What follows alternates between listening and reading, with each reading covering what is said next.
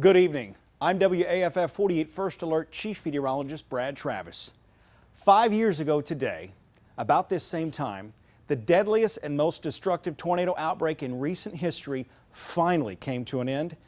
On April 27th, 2011, more than 60 tornadoes tore across our state, killing 247 of our neighbors and injuring thousands. Tonight, we'll revisit some of the hardest hit areas in North Alabama, hearing from those who suffered great loss and the heroes that led the recovery effort. We'll also take a critical look at the challenges we still face 5 years later. The start of what would become one of the most historic weather events in Alabama would begin before many were even awake. Tornado warning for Lauderdale County. 4 a.m. The first tornado of the day touches down in Lauderdale County. Minutes later, a second EF1 drops just 15 miles west of Florence.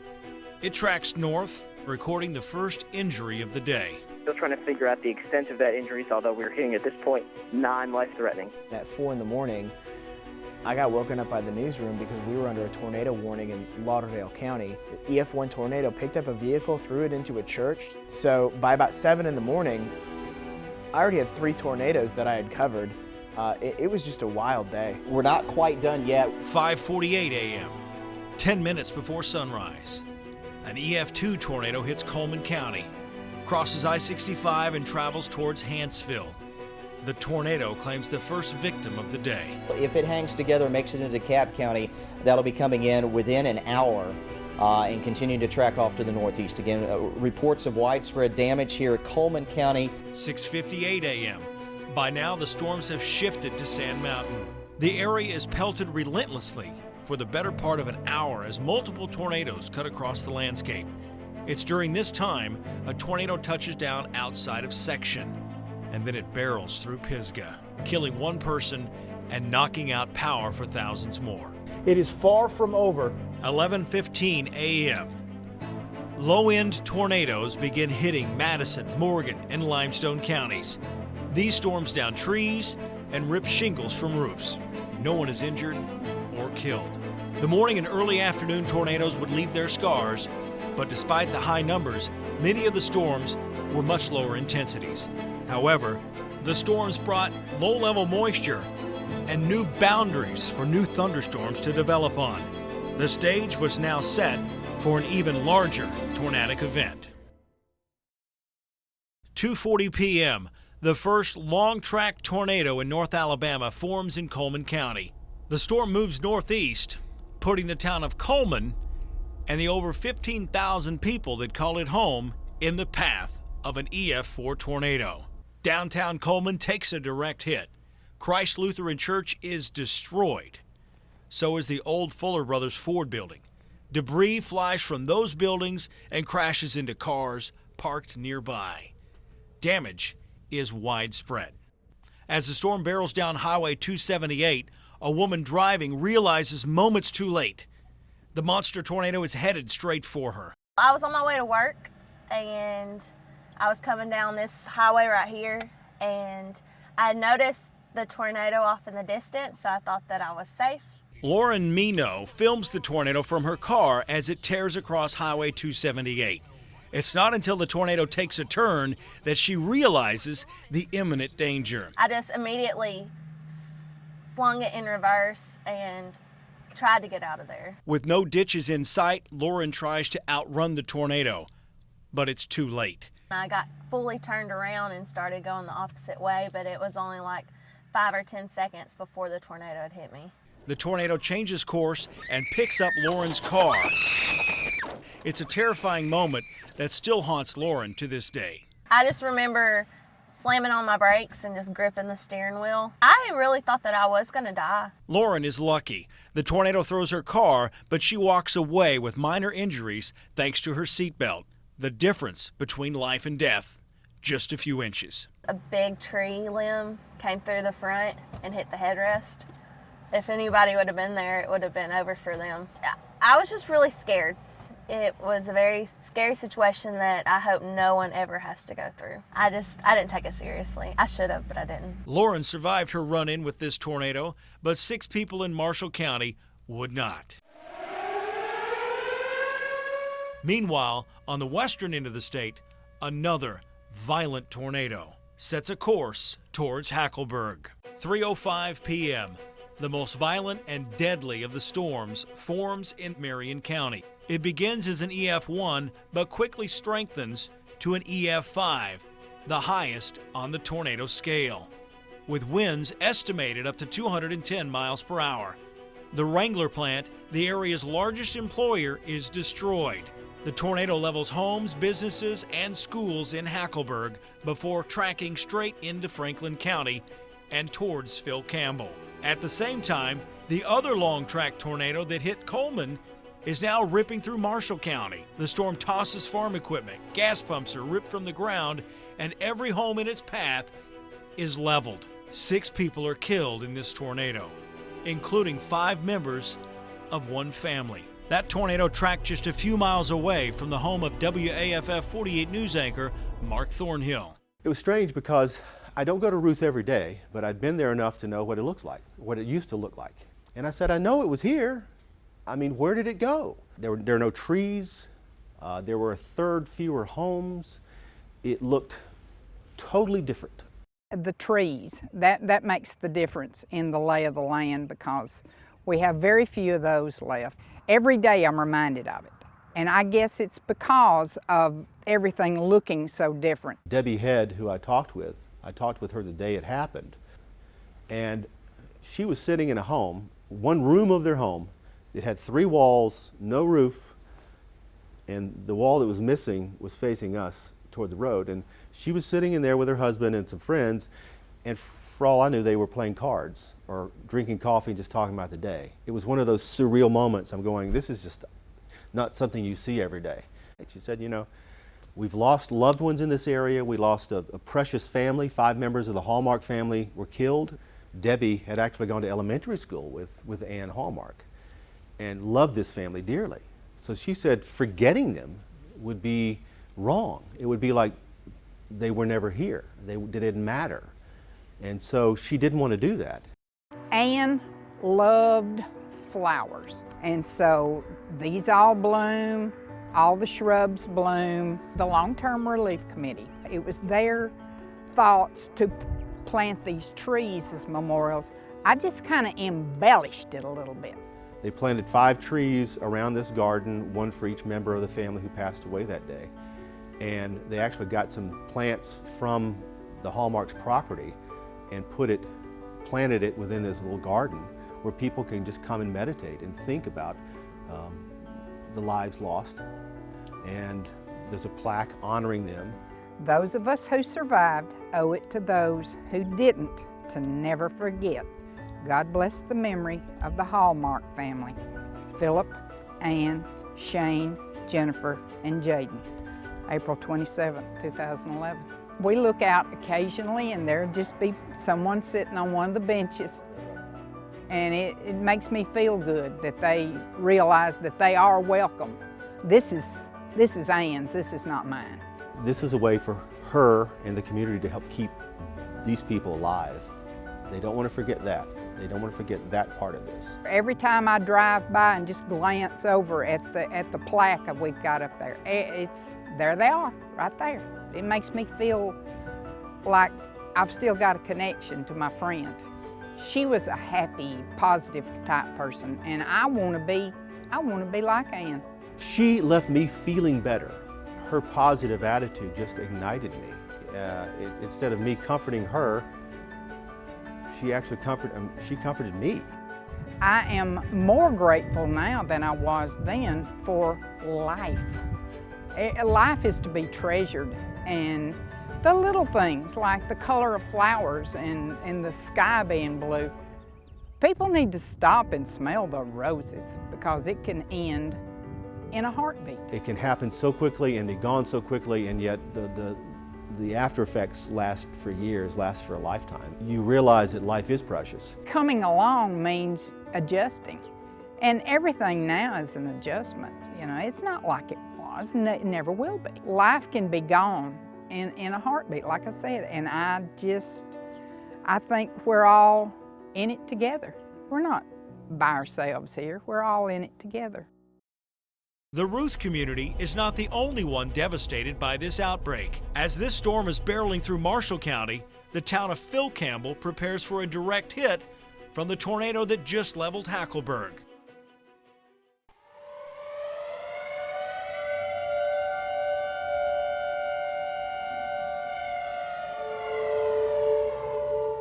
At 3:28 p.m., the EF5 tornado that destroyed much of the town of Hackleburg crosses into Franklin County. A large wedge-type tornado on the ground approaching Phil Campbell along Highway 43. This tornado destroys every structure in its path. WAFF 48 reporter Nick Law is on the scene within minutes. He struggles to find words to describe what he finds. We're hearing that Phil Campbell took a direct hit. And the way that Phil Campbell is you pull into town, kind of come up a hill, and the downtown area is right there. And then on the other side is where they have the churches and a lot of the neighborhoods. And when we got to the top of the hill, carnage isn't even. Officials out here telling us tonight, though, if you don't have to be in this community, in Phil Campbell, avoid it altogether. It is absolutely just like a war zone. Because the tornado was so massive, it wiped out all the cell towers. And I remember finally getting in touch in the newsroom, and it probably took me 15 times trying to call. And the only thing I could say was, it's gone, it's gone. And they kept on saying, Phil Campbell's gone, and I kept on saying, it's gone, it's all gone, it's all gone. 27 people from this community of just 1,100 die in the storm. Even more are hurt. Only a handful of buildings remain, and most of them are damaged. 3 minutes of getting there, we jumped in a guy's truck, and he brought us to his neighborhood and said, it's gone, I don't know what to do here. And there's a lady stuck still in the debris. I think she was a grandmother. And these people were trying to pull wood and everything that was kind of on top of her off of her.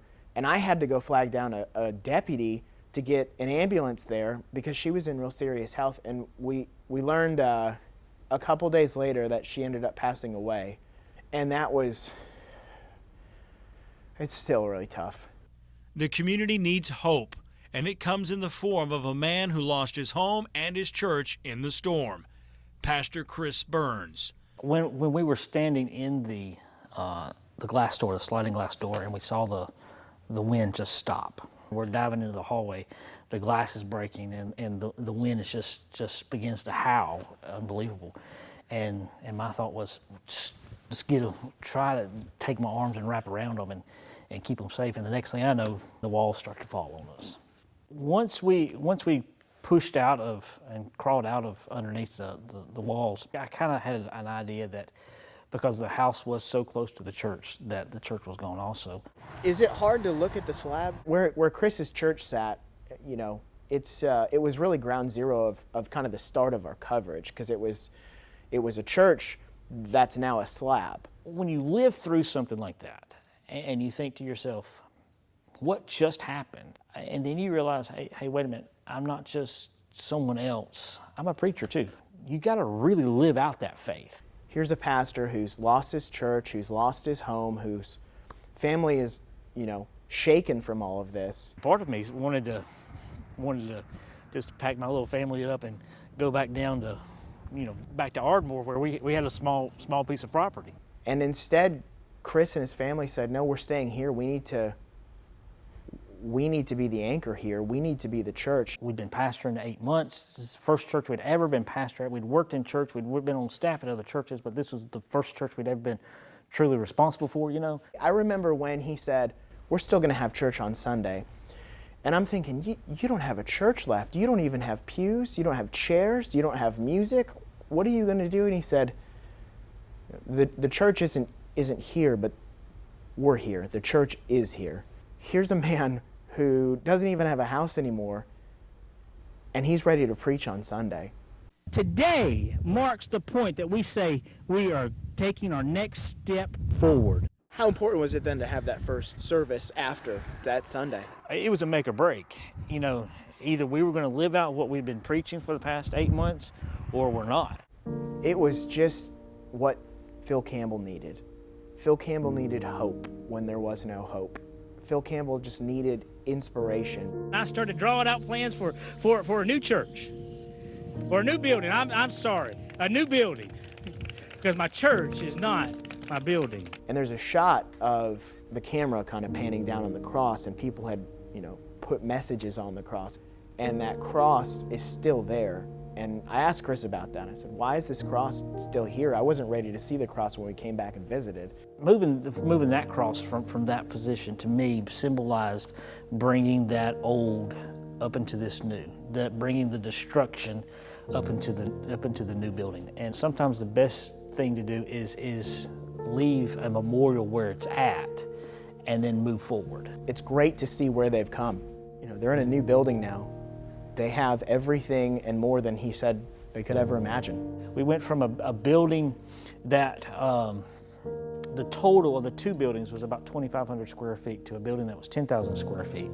And so for us, God took what was meant to destroy us and moved us light years ahead. I only get to tell a 2-minute story every night on TV, but I was getting to see this over 16 hours every single day, and I was in Phil Campbell for months. To see what Chris and others did is nothing short of a miracle. I was ready for some really upset folks. I was ready to see the worst of people, and I got to see the best of people. Literally neighbors helping neighbors rebuild one at a time. I thought Phil Campbell would not exist anymore after what happened. And without people like Chris, it shouldn't exist. But because of people like Chris, it's still there. And there's a definite will there of people, they're fighters. People in Phil Campbell, they're fighters. They can do anything. The storm moves out of Phil Campbell and towards Lawrence County. It's at this point where the tornado grows to over a mile wide, and we witness its power in real time on air.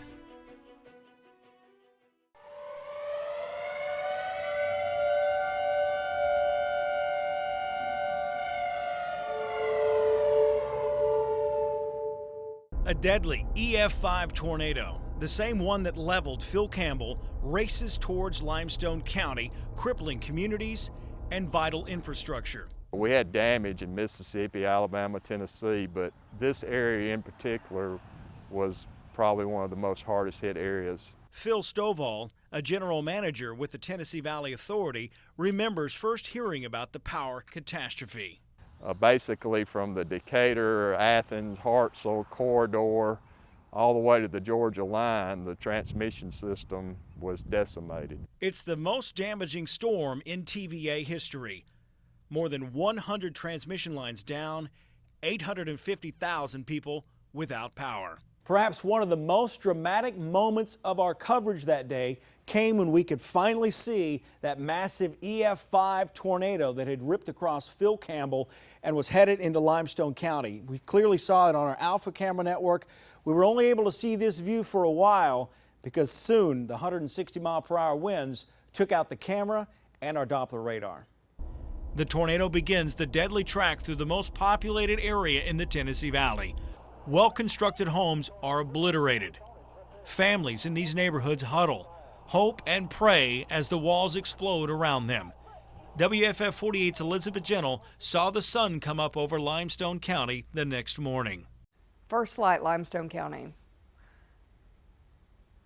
It was surprising. It was heartbreaking. We knew that there was damage and we knew that there was a fatality out at Chipmunk Way. It looked like someone literally just dropped a bomb right in the middle of a subdivision. There was wood everywhere, people's belongings in the street, hanging out of trees. There was just all kinds of personal belongings everywhere. It was just amazing at the destruction and the damage left behind and just the heartbreak for these people that you know what they're fixing to face. You remember the first day I met you? Yes, ma'am. I first met Steve right after the tornado outbreak. We saw him and he came up out of his yard and started talking to us. What was the first thing that ran through your mind when you saw all this? Oh my God, we've took a direct hit. It was just this instant connection with him, and he was telling us, man, I've lost my home, But you know what? I can replace that. But my neighbors are my family. What were you doing that day? Well, I'd come home from work early because the weather was supposed to have been bad, and I started seeing stuff falling from the sky, you know, pieces of plywood. And we left and went down to my cousin's house down there, and I started feeling stuff hitting me from behind my back. I said, oh Lord, this ain't gonna be good. Steve Wales and his family survived the deadly storm. And as soon as the winds calm, he jumps in to help his neighbors. Well, hear a bunch of rumbling and didn't know what to expect when we walked outside. I just knew everything was gone, and my fifth wheel, it was about 100 yards back that way, and I said, oh Lord, you know, what do we do now? So Steve, being Steve, gets in his truck and he starts driving over debris, getting to his neighbors the night that this tornado hit out there. My neighbors had just got home from buying a brand new car, and their house is gone, so I ran up their driveway and started hollering for them, and they were trapped under the stairwell, so I got them out. I looked up and I seen a bunch of guys running down the road. They were the Ardmore Volunteer Fire Department. They all got in the back of my truck, and that's when we went back up the road and I found Miss Sue, the elderly lady. They took busted 2x4s and plywood and made stretchers. I carried it to 5. There was 5 ambulances waiting back there. And then went out in the field and found her granddaughter Shannon that was deceased. 3 more bodies would be found across Limestone County in the aftermath of the storm. But it was the quick actions of Steve Wales that kept the storm from claiming its 5th victim. Well, there was a little 10-year-old girl back here that I'd rescued that night that had a hole in the side of her head that was probably about the size of $50. He pulls her out, puts her in his truck on a board. I guess she just, you know, every year she thanks me for being alive, because I don't believe she would have made it. And Steve is such a big-hearted, soft-hearted guy. And when he opens the back door of the truck, there's a place out of one of the seats. And he'll tell you the place out of that seat was cut out by a piece of wood that was used, the girl was laying on, that he put her in the truck to get her to safety. And he'll never patch over it. It would be patching over, he says, it would be patching over a memory. Thank you for answering. He used you in a very special way. Every year she delivers a card to me. You know, it's usually around her birthday. It's like, hey, I gotta have another one, and thanks to you. You know, she says, you're a blessing, but I don't know about all that. Steve will never take credit for anything that he does. He does not consider himself a hero. But that little girl has never forgotten what he did for her. The talking about it, you know, doesn't really affect me as much as just what you had, what you could have had, but now you don't. I think those storms have had a major impact on Steve. He's still dealing with this tornado 5 years later, whether it's financially, whether it's emotionally. It's definitely been an awakening. Probably the saddest thing that he lost in that storm. His wife passed away many years ago.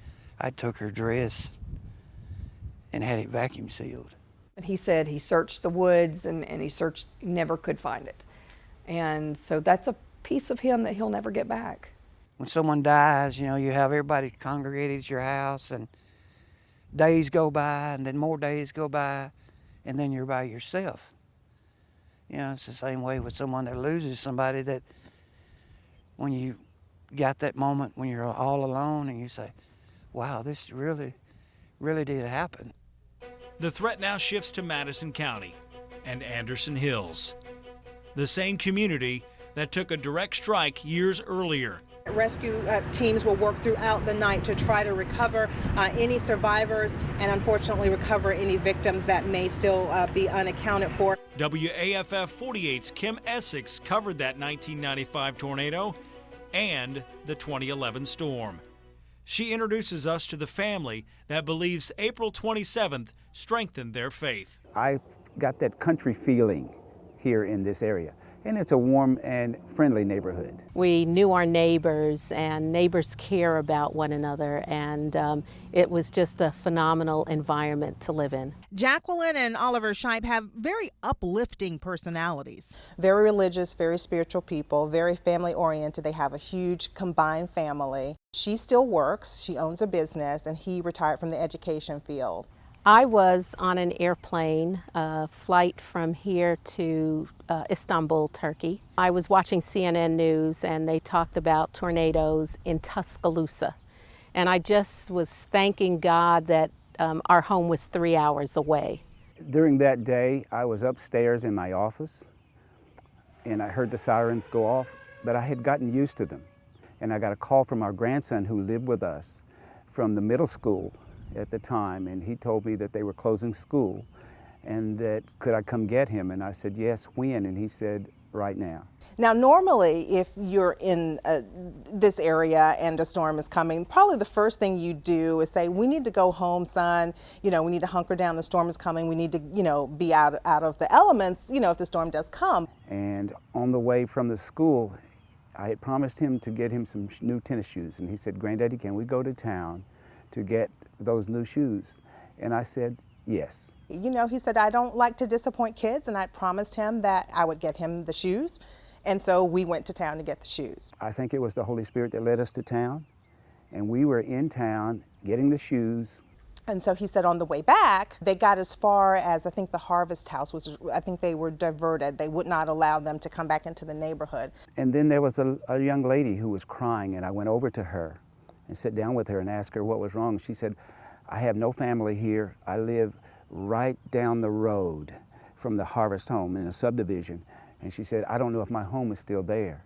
So when we left, she asked could she follow us, and she turned off and her home was okay.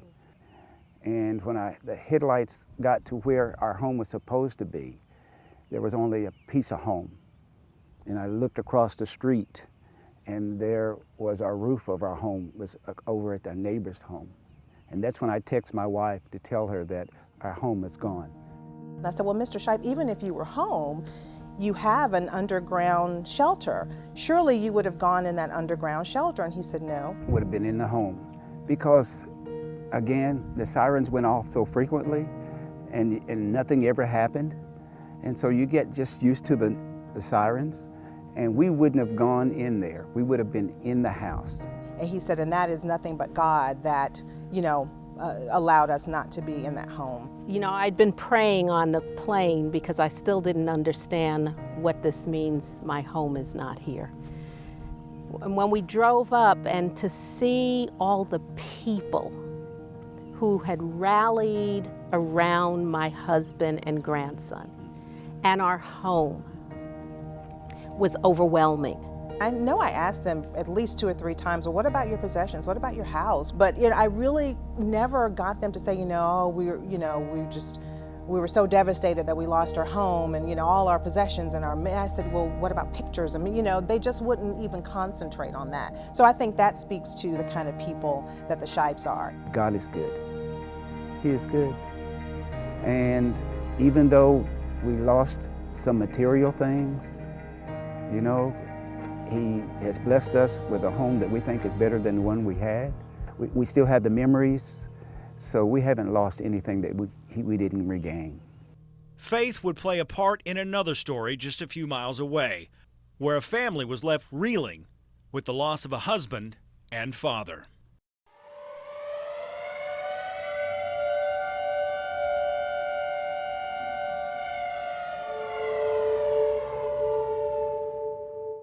As the storms raced across the valley, the WAFF 48 team has an unprecedented challenge, delivering the life-saving information to you and keeping our crews safe in the field and even here at the WAFF 48 studios. We've got a tornado on the ground, could be hitting our TV station here in about 10 to 15 minutes. I don't know that I've ever remembered feeling comfortable about leaving the set. You're reporting live people's lives.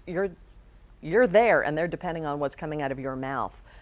That day though, I had to say, got to go for the life, got to seek shelter. Jeff and Brian and I will stay here and track this storm until it gets too close. We ride out this storm without injuries or damage, something we are still thankful for 5 years later. I don't remember the day ending or beginning. April 27, 2011 is a blur from beginning to end. The tornadoes started, and they started coming and coming and coming relentlessly. You're looking at 350 homes totally destroyed, thousands with major damage. There's no doubt. I can tell you, as the sun went down that day, I felt that there would be hundreds that would be dead. Dale Strong responded. Dale Strong, in his first life, was a paramedic. We've got people trapped. We've got homes that are leveled, and knowing that people are trapped, you could hear them in there.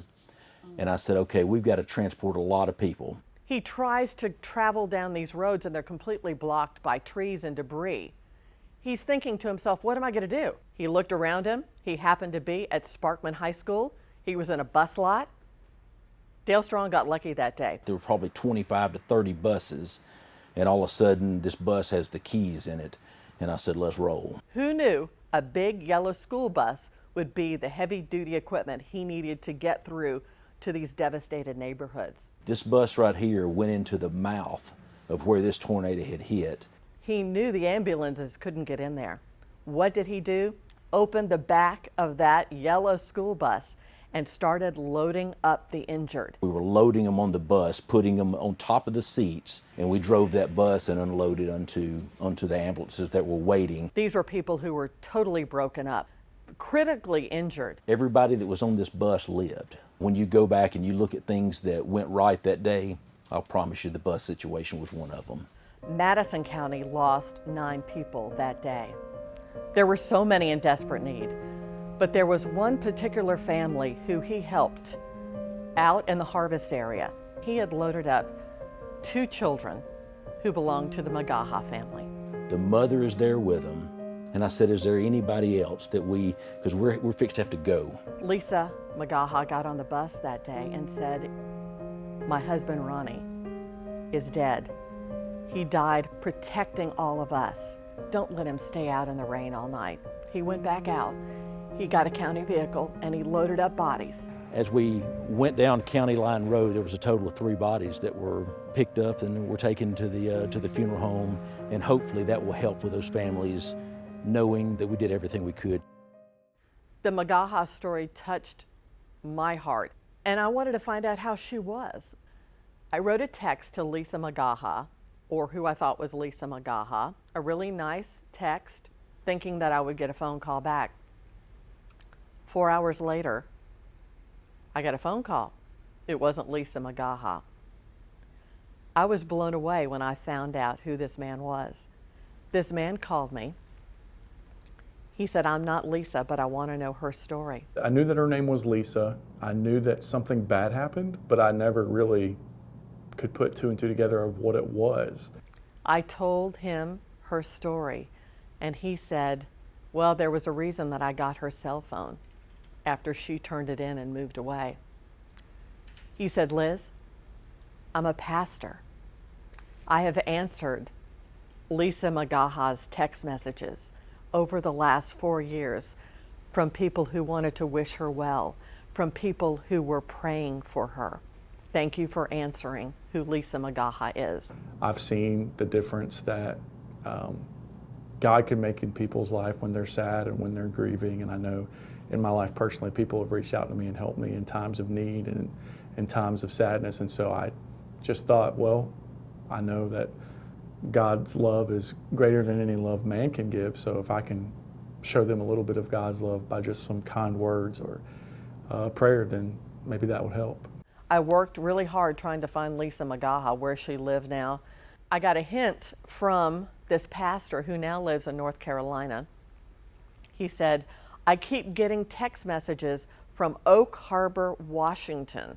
Got on social media, looked up Lisa Magaha, and we connected. Lisa Magaha, how are you? I'm doing well, thank you. What happened when the storm hit your house? It got very, very, very loud, breaking and crashing.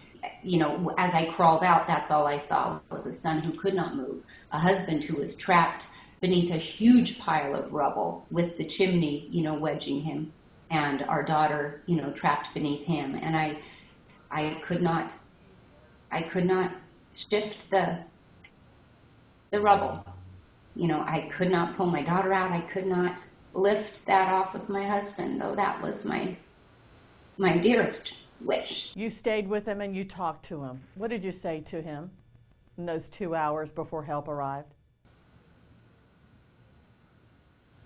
I just said I'd try to get help, and I tried to comfort our children, and we told him we loved him. What do you think about the fact that a pastor received your old cell phone number? I was not in a good position to try to keep up with everyone. It was all I could do just to, you know, deal with my family, so that a pastor could be receiving these texts and calls for me, for the people that I left behind, that I so much loved. That means so much to me. I think that God arranged that, and for me, I was happy that I was able to help people if they were helped, and I think that they were. There are no chance meetings in life. There are no chance coincidences. And if there could be any good that came from that, that would be part of the good. After tracking 132 miles, the tornado that started near Hackleburg finally ends in southern Middle Tennessee. Unfortunately, it's not the last deadly storm of the day. The outbreak returns to northeast Alabama, but this time in the form of an EF5 tornado.